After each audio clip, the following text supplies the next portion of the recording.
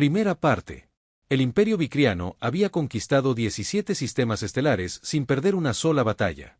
Su doctrina militar era simple y efectiva: atacar con fuerza, aceptar la rendición e integrar a los supervivientes, porque todas las especies con las que se toparon comprendían la lógica de la autopreservación. Y todas las especies, excepto una, lo hicieron.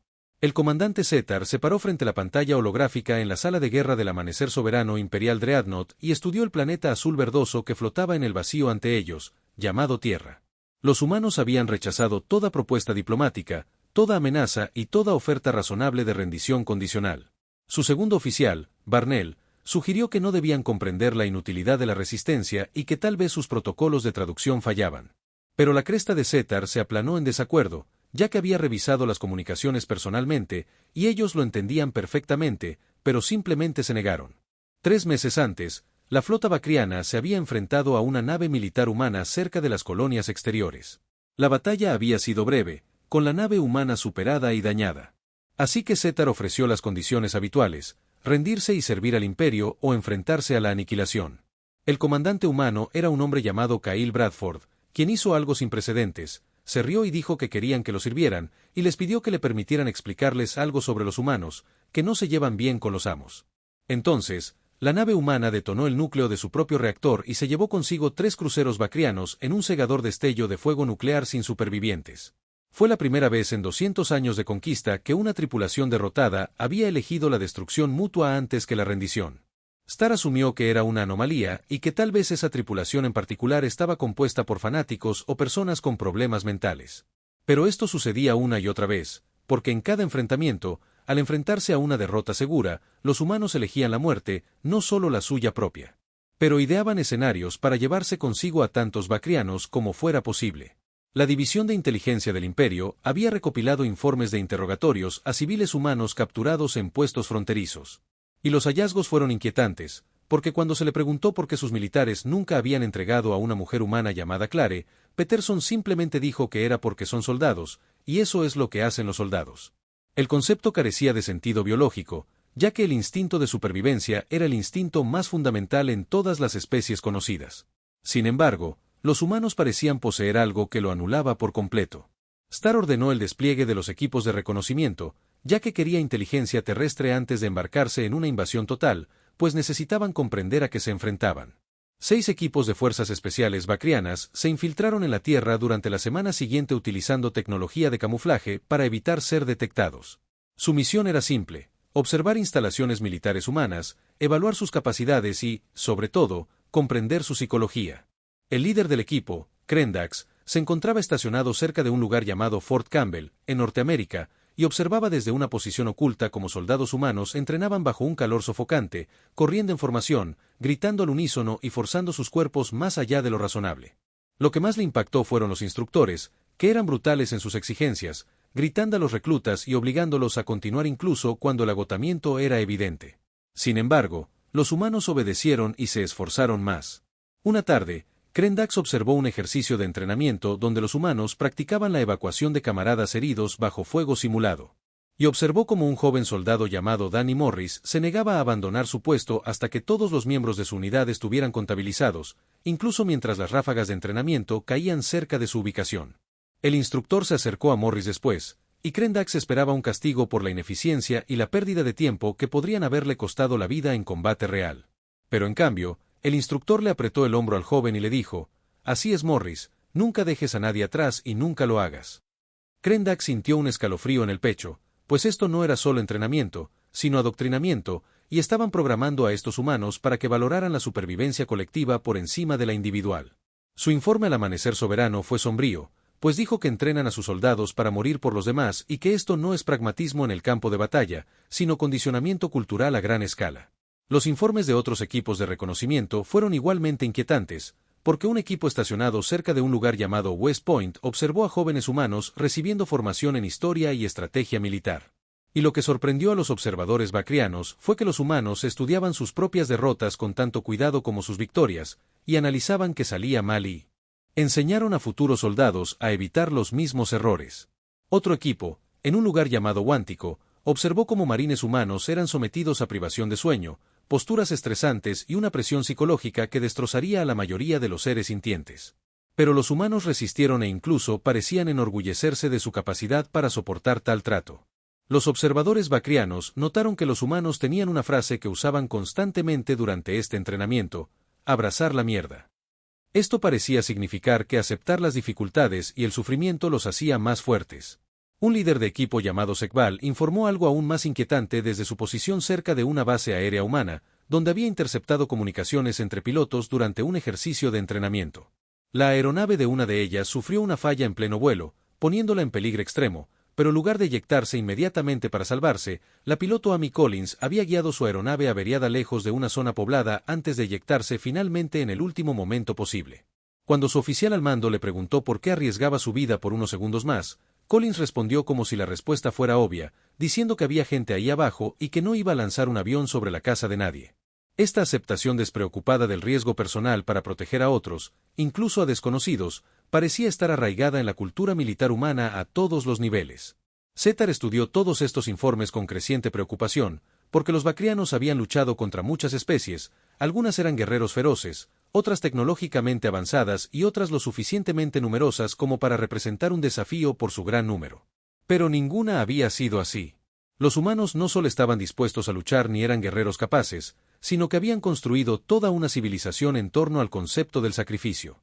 Y cada aspecto de su entrenamiento militar, sus valores culturales y su narrativa histórica parecían diseñados para prepararlos para el momento en que se les pidiera dar su vida por algo más grande que ellos mismos. Starr convocó una reunión con su personal superior y presentó los hallazgos del reconocimiento. La sala quedó en silencio mientras asimilaban las implicaciones, porque Barnell finalmente habló y preguntó si estaban diciendo que todo soldado humano era un guerrero suicida en potencia. Zetar negó con la cabeza y dijo que no, porque los guerreros suicidas actuaban por desesperación o fanatismo. Pero estos humanos eran diferentes, eran tranquilos, racionales y plenamente conscientes de lo que hacían, y simplemente valoraban ciertas cosas más que su propia supervivencia. Sacó un documento que uno de los equipos de reconocimiento había recuperado de una academia militar humana. Se llamaba el Código de Conducta y describía cómo se esperaba que los soldados humanos se comportaran si eran capturados por un enemigo. La primera línea decía que nunca se rendirían por voluntad propia. Y si estaban al mando, nunca entregarían a los miembros de su mando mientras aún tuvieran los medios para resistir. Sar señaló la pantalla y les dijo que lo leyeran de nuevo, porque mientras aún tuvieran los medios para resistir, un solo humano con una piedra podría considerarse capaz de resistir. Y esto no era solo doctrina militar, sino un aspecto fundamental de cómo los humanos veían la guerra, el honor y el deber. Las implicaciones eran asombrosas, porque si el imperio bacriano invadía la Tierra, no estarían luchando contra un ejército, sino contra una especie entera que había sido condicionada culturalmente durante miles de años para resistir la subyugación a cualquier precio. En la segunda parte, el imperio bacriano lanzó su asalto a la Tierra con fuerzas abrumadoras. 300 naves de guerra emergieron del hiperespacio en formación sincronizada, con sus armas cargadas y los sistemas de puntería fijados en los principales centros de población. Zetar transmitió el ultimátum habitual: rendirse en una rotación solar o enfrentarse a la aniquilación total. La respuesta provino de una instalación militar humana llamada el Pentágono, donde una mujer llamada General Lisa Grant apareció en la pantalla con una expresión tranquila y absolutamente impasible. Ella dijo que sus términos habían sido rechazados y que si querían la Tierra, debían venir y tomarla. Pero les prometió que pagarían cada centímetro con sangre. Starr había escuchado palabras desafiantes antes, porque todas las especies hacían declaraciones valientes antes de que la realidad se impusiera. Así que dio la orden de comenzar el bombardeo orbital de objetivos militares. La respuesta humana fue inmediata y aterradora en su coordinación, ya que todas las instalaciones militares de la Tierra habían sido preparadas precisamente para este escenario. Los búnkeres subterráneos albergaban baterías de misiles que salían de silos ocultos con sus cargas no dirigidas a la flota bacriana, sino a trayectorias cuidadosamente calculadas, diseñadas para maximizar los campos de escombros y los vectores de aproximación orbital simultáneamente. Las naves espaciales humanas, tanto militares como civiles, despegaron desde todos los puertos espaciales del planeta. ANET. Y no huían, sino que atacaban. Un carguero llamado Prairie Wind, comandado por un piloto civil llamado Greg Turner, aceleró directamente hacia la formación bacriana. Su transpondedor transmitía un mensaje en todas las frecuencias, para la Tierra y la humanidad. El carguero transportaba 200 toneladas de explosivos industriales. Zetar observó con horror cómo la nave atravesaba la defensa. El fuego se desató, con el casco ardiendo y desprendiéndose fragmentos. Aún así, llegó y detonó en medio de un escuadrón de cruceros, con una explosión lo suficientemente masiva como para destruir 4 naves y 2 más. Un civil y un no combatiente acababan de realizar un ataque suicida. Sektar ordenó a todas las naves que realizaran maniobras evasivas. Pero la orden llegó demasiado tarde porque otras 17 naves civiles estaban en vectores de aproximación, todas transmitiendo mensajes similares y todas cargadas con explosivos o acelerando a velocidad de embestida. La flota bacriana rompió la formación, buscando una distancia segura del planeta. Y entonces comenzó el verdadero ataque. Naves militares humanas, más pequeñas y rápidas que sus homólogas bacrianas, pululaban como insectos desde posiciones ocultas por todo el sistema solar, y emplearon tácticas de guerrilla atacando naves dañadas, atacando motores y armas, para luego desaparecer entre los escombros. Su propia estrategia defensiva había creado. Un comandante humano, el capitán Jake Sullivan del destructor Desafío, saludó directamente al amanecer soberano y les dijo que estaban acostumbrados a luchar contra personas que querían vivir. Y ese fue su primer error. Y su segundo error fue venir aquí. El Desafío aceleró hacia un grupo de fragatas bacrianas que disparaban con todas sus fuerzas. Y cuando sus armas se agotaron, Sullivan embistió con su nave directamente contra la nave enemiga más cercana, y ambas naves estallaron en una llamarada visible desde la superficie terrestre. Al final del primer día, la flota bacriana había perdido 47 naves, y no por tecnología o tácticas superiores, sino por un enemigo que se negaba a priorizar su propia supervivencia por encima de la victoria. Sektar ordenó la retirada a una órbita alta para reagruparse y reevaluar la situación.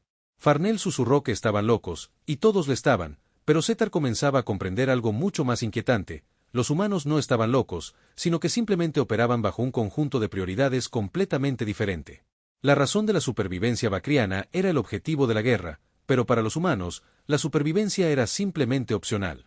Consultó los registros históricos que sus equipos de inteligencia habían recopilado sobre la historia militar de la Tierra, y los informes eran extensos, abarcando miles de años de guerra casi continua. Había relatos de un lugar llamado Termop, donde 300 soldados defendieron un paso de montaña contra un ejército de cientos de miles luchando hasta el último hombre. Y hubo una batalla en un lugar llamado El Álamo donde los defensores prefirieron la muerte a la rendición. Y hubo algo llamado la batalla de Stalingrado, donde una ciudad entera se convirtió en una tumba para 2 ejércitos que se negaron a retirarse.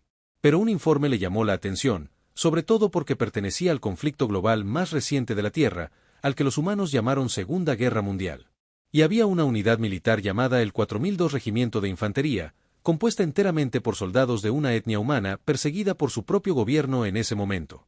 Estos soldados, a pesar de ser tratados como ciudadanos de segunda clase y de que sus familias estaban encarceladas en campos de concentración, lucharon con tal ferocidad y lealtad que se convirtieron en la unidad más condecorada de la historia militar de su nación, con un lema simple: ir a por todas. Podrían haberse rendido, desertado o simplemente negarse a luchar por una nación que había encarcelado a sus familias. Pero en cambio, optaron por demostrar su lealtad con sangre. Star finalmente comprendió la terrible verdad. Los humanos no solo luchaban por la supervivencia, sino por conceptos, por honor, por deber, por los demás y por ideas incalculables e inconmensurables. Ordenó preparar la invasión terrestre porque, si no lograban detenerlos desde la órbita, tendrían que tomar el planeta sector por sector. Barnell abrió los ojos de par en par al afirmar que la guerra terrestre contra un enemigo como este significaría unas bajas catastróficas. Star dijo que lo sabía, pero que el emperador lo había ordenado, así que no tenían otra opción. Incluso al dar la orden, se preguntó si el emperador realmente entendía a qué los enviaba, porque el imperio Fakran nunca había librado una guerra de aniquilación, ya que nunca la había necesitado. Pero el humano comenzaba a sospechar que se había estado preparando para este tipo de guerra durante toda su historia. El bombardeo orbital continuó durante 3 días más, mientras las naves de guerra bacrianas atacaban instalaciones militares, centros de comunicación e instalaciones industriales. Pero cada objetivo. Los destruidos parecían tener copias de seguridad y redundancias. Y los humanos claramente habían planeado precisamente este escenario. Lo que más perturbó a Sear fue la respuesta de la población civil. Porque en lugar de entrar en pánico o exigir la rendición de su gobierno, los civiles se movilizaron, convirtieron las fábricas en centros de producción de armas, organizaron cadenas de suministro y prepararon posiciones defensivas en sus ciudades. Los drones de reconocimiento capturaron imágenes de niños humanos de tan solo 10 años llenando sacos de arena, aprendiendo primeros auxilios y preparando sus hogares para la invasión. Y no eran soldados, sino familias comunes que se preparaban para luchar. Una transmisión interceptada mostró a un presentador de noticias humano llamado Peter Collins dirigiéndose a su audiencia y diciéndoles que se avecinaban días oscuros, pero que la humanidad ya los había enfrentado antes y siempre había prevalecido porque tenía algo que los invasores no entendían, el inquebrantable espíritu humano. La transmisión terminó con Collins diciendo que cada humano tenía que tomar una decisión, luchar o rendirse, y que sabía cuál era su decisión y esperaba que sus semejantes se unieran a él. La transmisión no era propaganda militar, sino la declaración personal de un periodista civil, y aún así resonó en todo el planeta. Zetar se dio cuenta de que los humanos no tenían distinción entre militares y civiles en cuanto a su voluntad de resistir, porque toda la especie estaba unida en su negativa a rendirse. Su oficial de inteligencia, Krembax, informó que habían interceptado comunicaciones, lo que sugería que civiles humanos se estaban ofreciendo como voluntarios para el servicio militar en cantidades que excedían la capacidad para entrenarlos, y que personas sin experiencia militar se estaban uniendo a grupos de milicianos y aprendiendo a luchar, y que humanos ancianos que habían luchado en guerras anteriores estaban saliendo de su retiro para entrenar a los nuevos voluntarios. Un informe detallaba a un humano llamado Víctor Hayes, de 73 años, que había luchado en la llamada Guerra del Golfo décadas atrás. Y ahora enseñaba tácticas de defensa vecinal a cualquiera que quisiera escucharlo. Y cuando le preguntaron por qué hacía esto, Hayes dijo que luchó una vez para mantener a su país libre y que lucharía de nuevo porque valía la pena luchar por la libertad a cualquier edad. Tercera parte. Las cápsulas de desembarco Bakrian descendieron a través de la atmósfera terrestre como estrellas fugaces con 10.000 soldados en la primera oleada, apuntando al continente norteamericano. Eligieron una región con una infraestructura militar significativa, pero con menor densidad de población civil. Con la esperanza de minimizar la tendencia humana hacia la guerra irregular civil, se equivocaron en ambos aspectos. El mayor Krell Nas comandaba el tercer batallón.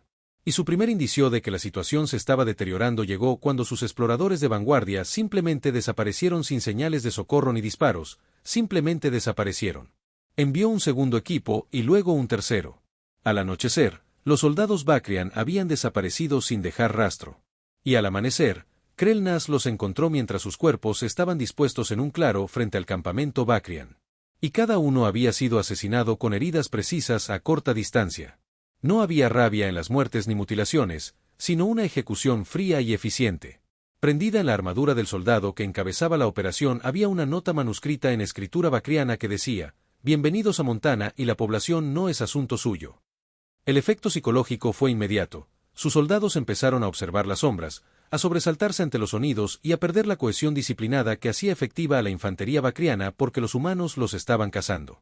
Una sargento llamada Linda Hayes lideraba la célula de resistencia local, era maestra de escuela en tiempos de paz, pero como muchos humanos, había recibido entrenamiento militar desde su juventud y conocía los bosques y las montañas, y sabía luchar. Su célula estaba formada por 17 lugareños, ganaderos y mecánicos, un médico jubilado llamado Paul Jennings e incluso un adolescente llamado Casey Webb, a 2 meses de cumplir 18 años. Y tenían rifles de caza, explosivos improvisados y un profundo conocimiento del terreno que había sido su hogar durante generaciones. Contra una fuerza invasora tecnológicamente superior, se convirtieron en fantasmas. Atacaban de noche, atacando convoys de suministros y patrullas aisladas. Y usaban el propio terreno como arma, dirigiendo unidades Bakran hacia cañones y puntos de emboscada. Y no luchaban de forma justa, porque la justicia no tenía cabida en la supervivencia. Pero lo que más perturbaba a Krell Nas era su total compromiso. Porque cuando uno de los miembros de la célula de Hayes, un hombre llamado Frank Delano, fue capturado e interrogado, no reveló nada. E incluso bajo sonda neuronal, que debería haber borrado todo recuerdo de su conciencia, los humanos, de alguna manera, mantuvieron barreras mentales a base de pura fuerza de voluntad. Cuando se hizo evidente que se derrumbaría bajo un nuevo interrogatorio, Delano mordió una dentadura postiza llena de cianuro mientras.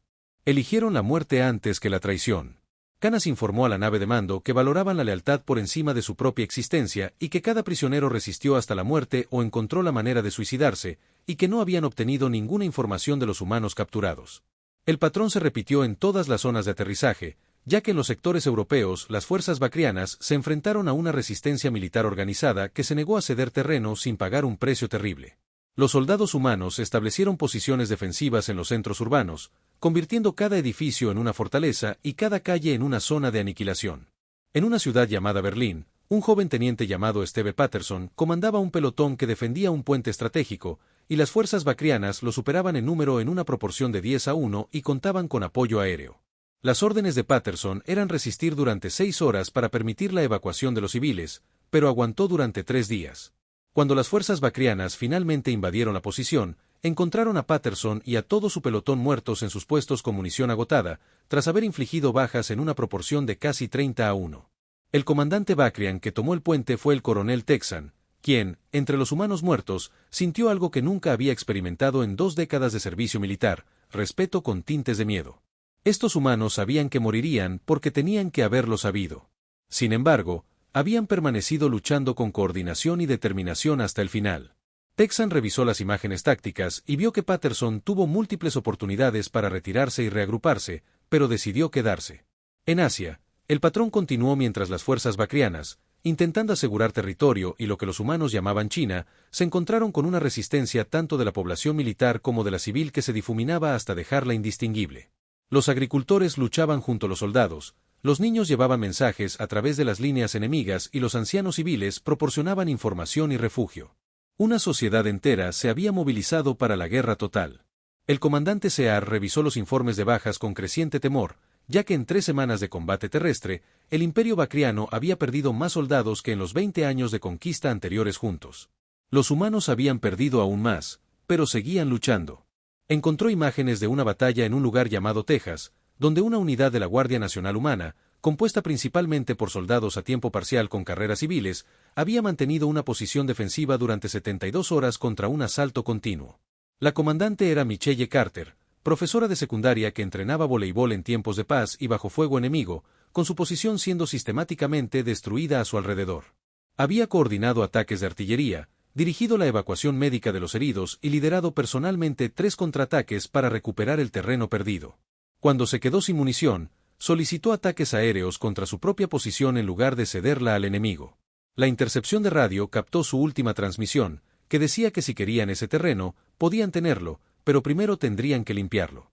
Setar observó las imágenes orbitales mientras aeronaves humanas lanzaban armas incendiarias directamente sobre la posición de Carter, emulando tanto a las fuerzas humanas como a las de Bacrian en una tormenta de fuego que solo dejó tierra quemada. Carter se había suicidado y había matado a toda su unidad para negarle al enemigo una posición estratégica. Barna preguntó por qué un soldado elegiría esto.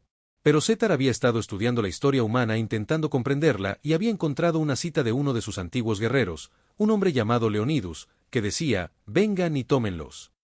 3 palabras que resumen toda una filosofía de guerra que no se basaba en la rendición ni en la negociación, sino en venir y tomar lo que se quiera si se puede, pero pagarlo con sangre. Setar dijo lentamente que creían que algunas cosas merecían la pena morir y que habían construido toda una cultura militar en torno a esa creencia. Cambió la pantalla a una vista general estratégica del planeta donde las fuerzas bacrianas controlaban quizás el 15% de la masa terrestre, pero cada metro había sido comprado a un precio terrible y los humanos no mostraban signos de debilitamiento. Pero, en todo caso, la resistencia se estaba intensificando. Otro informe inquietante llegó de un centro médico bacriano donde se atendía a heridos humanos capturados. El comandante del centro informó que los pacientes humanos se negaban a recibir tratamiento e intentaban escapar o sabotear el equipo. Y cuando se les sujetaba, intentaban incitar a otros pacientes a resistirse. Un soldado humano llamado Cabo Jimmy Norton había resultado gravemente herido y aún no estaba en condiciones de luchar. Había logrado iniciar un incendio en la enfermería con materiales de sus propias vendas, creando suficiente caos para que otros 3 prisioneros humanos escaparan. Norton murió a causa de sus heridas durante el incidente, pero el comandante del centro señaló que parecía considerar que su muerte valió la pena porque había ayudado a otros a escapar. El concepto de sacrificarse. Que ya estuvieran derrotados y capturados no tenía sentido para la psicología bacriana, pero para los humanos parecía perfectamente natural. Tras 46 meses de ocupación, el Imperio Bacriano controlaba partes de 3 continentes, pero no podía mantenerlos, ya que la resistencia humana no disminuía, sino que evolucionaba. Starr se encontraba en la cámara de mando del Amanecer Soberano, rodeado de informes que pintaban un panorama cada vez más sombrío, ya que el Imperio había comprometido una 1/4 parte de sus fuerzas militares en la Tierra, y las tasas de bajas eran insostenibles. Pero lo que le preocupaba, más que las cifras, era lo que sus equipos de inteligencia estaban descubriendo sobre la cultura humana. Un xenoantropólogo llamado Sekechnel había estado entrevistando a prisioneros humanos dispuestos a hablar, no sobre secretos militares porque morirían primero, sino sobre su cultura, su historia y su comprensión de la guerra. Uno de ellos era un capellán llamado Padre Greg Murphy, que había sido capturado mientras administraba los últimos derechos a soldados moribundos, y resultó ser particularmente esclarecedor. Murphy había dicho que querían saber por qué luchaban de esa manera. Y era porque llevaban 10.000 años luchando entre sí y habían cometido contra sí mismos todos los crímenes de guerra imaginables, y habían perfeccionado cada horror, cada atrocidad y cada forma de guerra. Sarkel se sintió perturbado por esta admisión y preguntó si su especie era violenta por naturaleza y genéticamente predispuesta a la guerra. Murphy se rió, aunque no tenía gracia, y dijo que no, y que quizás sí. Pero ese no era el punto, porque el punto era que habían aprendido algo de todos esos siglos matándose y que algunas cosas eran peores que la muerte. Entonces, con una expresión intensa, se inclinó hacia adelante y dijo que habían aprendido que la esclavitud era peor que la muerte, que la subyugación era peor que la muerte, y que perder la libertad, la dignidad y el derecho a la autodeterminación era peor que la muerte. Así que, cuando aparecieron ofreciéndoles servidumbre a cambio de sobrevivir, les ofrecían algo que consideraban un destino peor que la muerte. Secknell insistió más y preguntó si seguramente no todos los humanos creían esto, y si debía haber algunos entre ellos que preferirían la supervivencia a estos conceptos abstractos. Murphy estuvo de acuerdo y dijo, sí que lo sabía, y sabían cómo los llamaban, que eran colaboradores y comerciantes, y su propia gente los perseguía con más saña que a los bacrianos, porque un humano que intercambiaba la libertad por la supervivencia era considerado peor que un enemigo, y al menos eran honestos al querer conquistarlos. Zeta revisó esta entrevista varias veces intentando comprender la mentalidad que revelaba, ya que los humanos habían internalizado la guerra hasta tal punto que conceptos como el honor, el deber y la lealtad se habían vuelto más fundamentales que los imperativos biológicos y habían convertido su propia cultura en un arma. Otro informe le llamó la atención. Una patrulla bacriana había descubierto un centro de entrenamiento militar humano abandonado durante la invasión, y la base albergaba un museo con una colección de artefactos de la historia militar humana. El equipo de reconocimiento había catalogado miles de objetos, entre ellos armas, uniformes, metales y banderas. Pero lo que más destacaba eran los monumentos conmemorativos, ya que las paredes estaban inscritas con nombres y miles de nombres, y los humanos habían documentado a cada soldado que había muerto en sus conflictos, preservando su memoria en piedra y metal. Un monumento estaba dedicado a los soldados de un conflicto llamado Vietnam. Y en la base había una inscripción que decía, todos dieron algo y algunos lo dieron todo.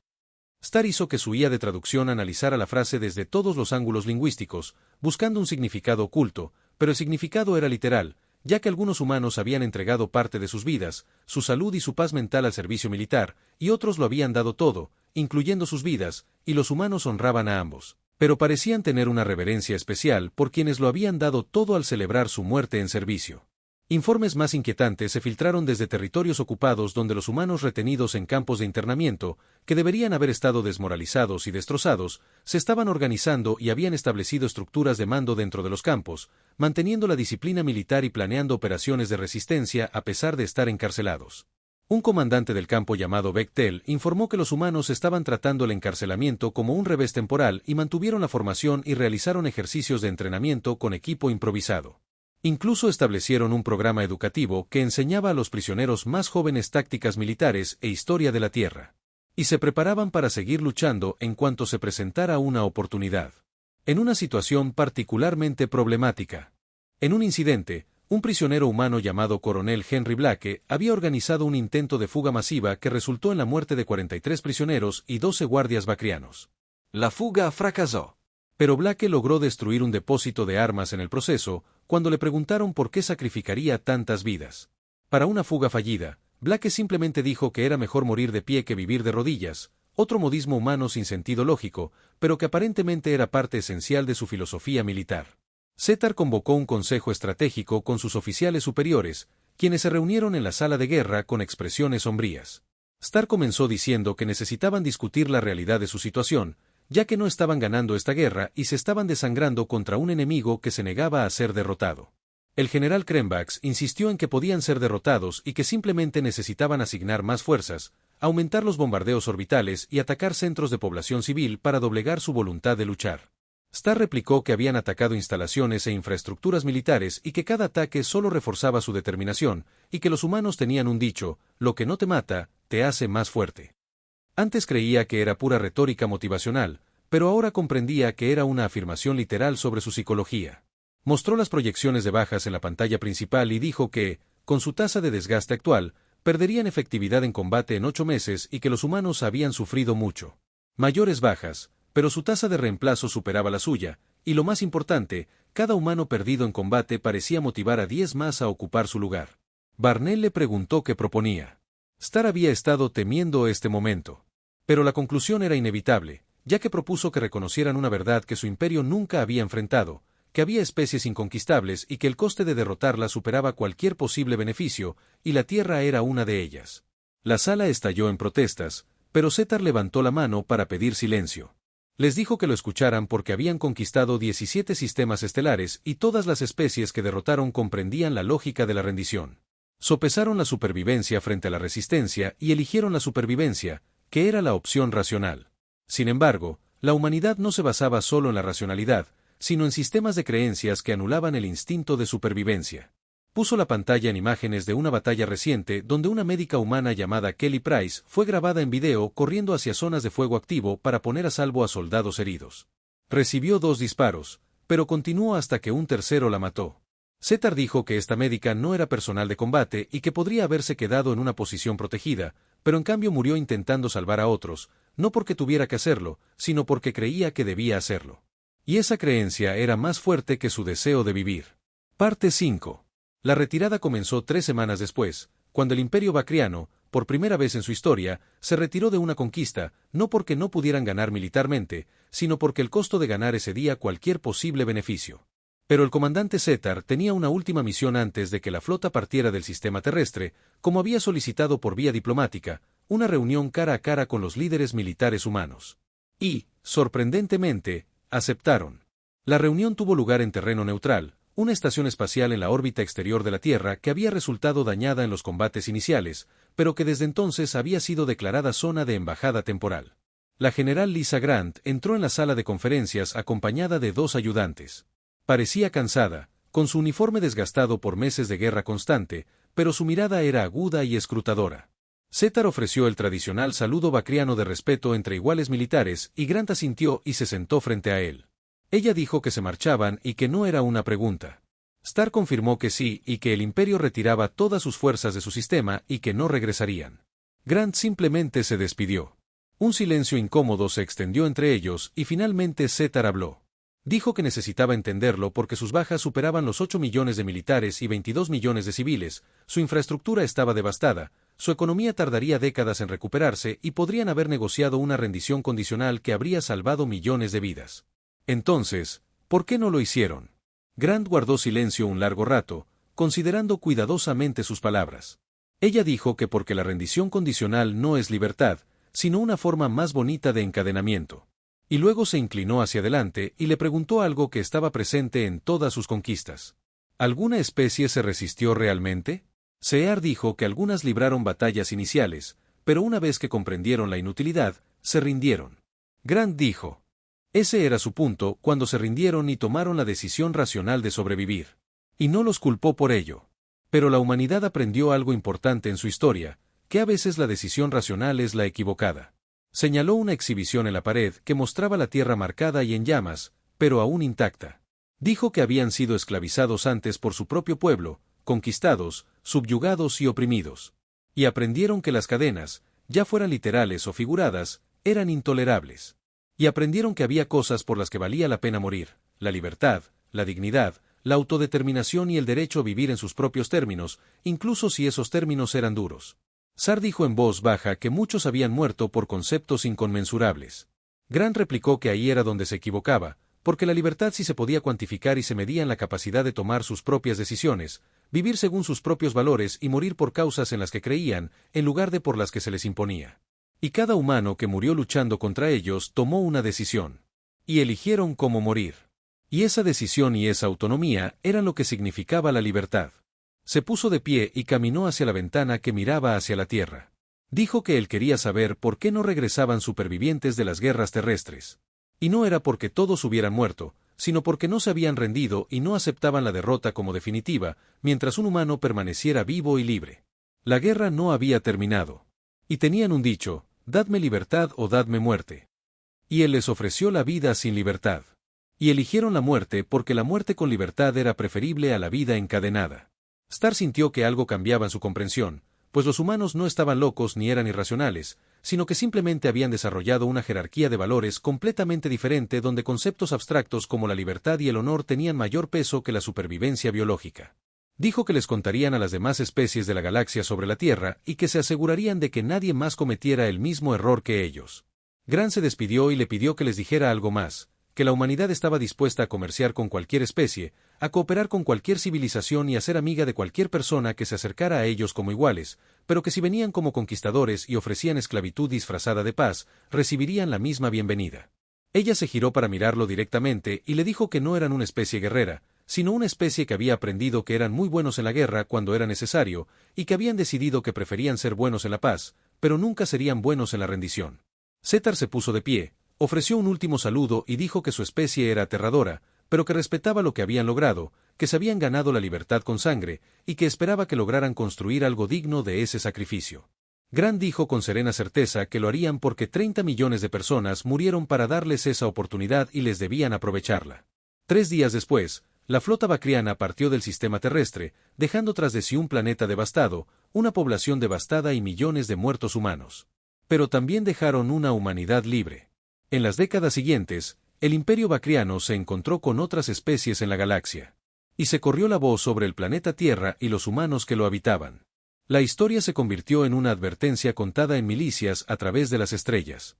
El cuento decía: nunca invadan la Tierra porque los humanos no pueden ser conquistados, porque se niegan a ser conquistados, han convertido su propia cultura en un arma, han convertido la guerra en un arte y han elevado el sacrificio a una virtud. Y cambiarán vidas por libertad sin dudarlo. Y nunca dejarán de luchar mientras uno solo de ellos respire. Pero la historia también transmitía otro mensaje, que Setar había incluido en su informe oficial, que decía que la humanidad solo era peligrosa para quienes amenazaban su libertad, y que debían tratarlos como iguales y tratarlos con respeto. Podrían ser aliados valiosos, pero esclavizarlos, amenazarlos y tratarlos como inferiores. Y te enfrentarías a un enemigo que prefería la muerte a la rendición. Y en la larga historia de su imperio, se habían encontrado con muchas especies. Pero los humanos eran únicos, ya que eran la única especie que habían encontrado que preferiría morir como seres libres que vivir como sirvientes. El informe concluía con una observación final que se convirtió en parte de la doctrina militar bacriana, que decía que la razón por la que no regresaban supervivientes de las guerras de la Tierra no era porque la humanidad matara a todos, sino porque la humanidad nunca produjo supervivientes, ya que produjo personas libres o mártires, y no había término medio. Y cualquier especie que considerara un conflicto con la Tierra debería comprender esta verdad fundamental: no luchabas por la victoria, sino por la supervivencia. Y en esa lucha, los humanos ya habían aceptado que podrían no sobrevivir. Y la pregunta era si tú estabas dispuesto a hacer lo mismo. La respuesta que Sear sabía era no, porque la mayoría de las especies no estaban dispuestas a pagar ese precio. Y esa era, en última instancia, la razón por la que la humanidad permanecería libre. En la Tierra, la general Lisa Grant se encontraba en el Cementerio Nacional de Arlington, rodeada de hileras de nuevas tumbas y 30 millones de muertos, cada una representando una elección, un sacrificio y un último acto de desafío contra la subyugación. Colocó la mano sobre una placa con el nombre del capitán Jake Sullivan, el hombre que había embestido su nave contra un crucero bacriano. Le dijo en voz baja al recuerdo que le había preguntado una vez por qué estaría dispuesta a morir. Y ella le dijo que moriría por la libertad de la humanidad. Y le agradeció por mostrarle que no era la única. Tras ella, la vida continuaba mientras los niños jugaban en la distancia y los obreros reconstruían los edificios dañados. Los políticos discutían sobre los planes de reconstrucción. Y la humanidad persistió porque eso era lo que hacían los humanos al resistir, adaptarse, luchar y sobrevivir. Y no porque tuvieran que hacerlo, sino porque lo eligieron. Y en esa decisión residía un poder que ningún imperio, por muy vasto que fuera, jamás podría conquistar por completo.